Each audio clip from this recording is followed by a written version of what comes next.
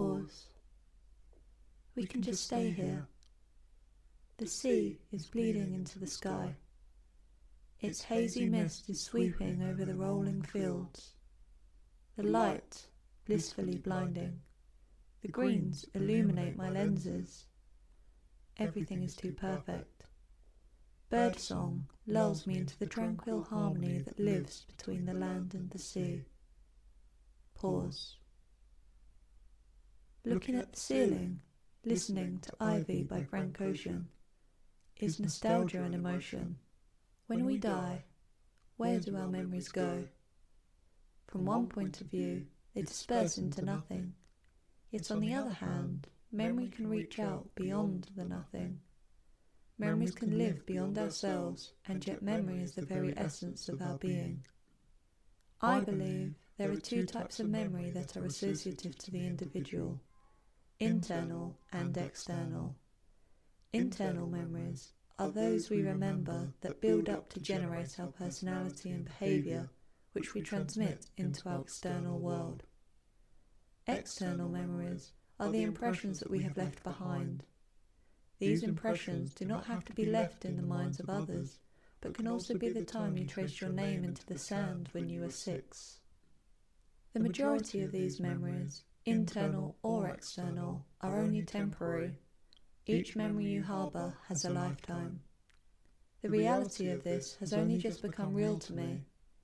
Thinking back to my early childhood, I see the face of an old classmate in a hazy mist.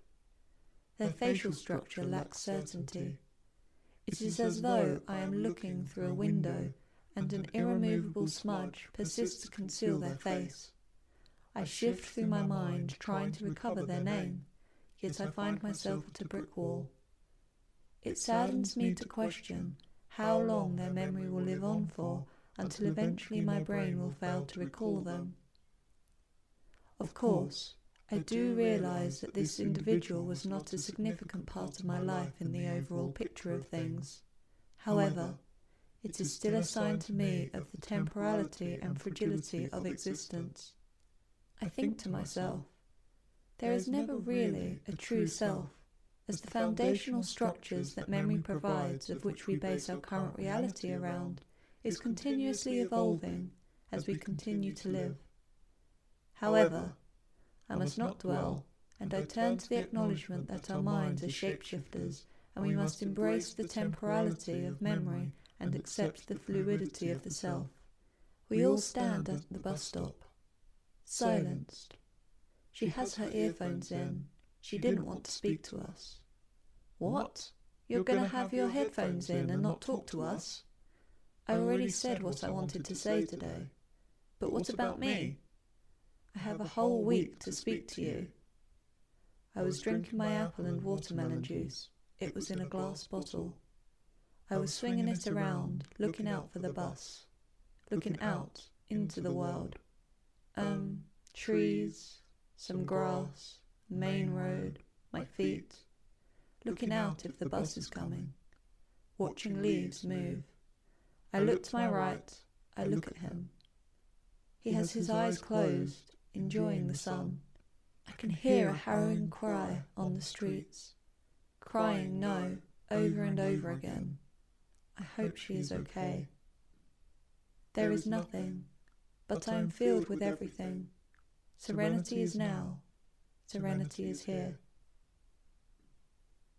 There are scratches on my stomach, caused from the toe picks of ice skating blades.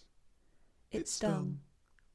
I felt sharp twinges every time I moved. I wanted to dance. I wanted to move like the others to help them. What they needed help with was unclear. All I knew was I was letting them down. During a specific time, on one specific day of the week, groups of people standing at a distance from one another interact with each other verbally, though cautiously, as if speaking was not permitted even at a distance. I heard this is only the beginning. Did you hear the horn last night? I lay my body across the earth, eyes closed. Hundreds of silky pebbles press themselves into my flesh. They begin to buckle beneath my weighted body. My skull rib cage, pelvis, and heels drive the stones deeper into the earth. Soon, I can no longer sense the tremors from below, and all is still. I am told that this is an exchange between the inside and the outside, and that I should feel the hollowing out of my body. I inhale in crescendo style, and as the air begins to fill my lungs, I turn inwards. Nothing. My chest is a chasm. Gently, my eyelids open, permitting access for the sun to flood into my body's interior. Sunlight illuminates my being with a newfound buoyancy. The voice reminds me of how the earth still holds me, and that I am supported and grounded. Meanwhile, a tree branch, backlit by the sun, gravitates above me, symmetrically aligning itself with my spine. I visualize its shadow cast across my body. I could feel it, the externalization of myself. I am freed.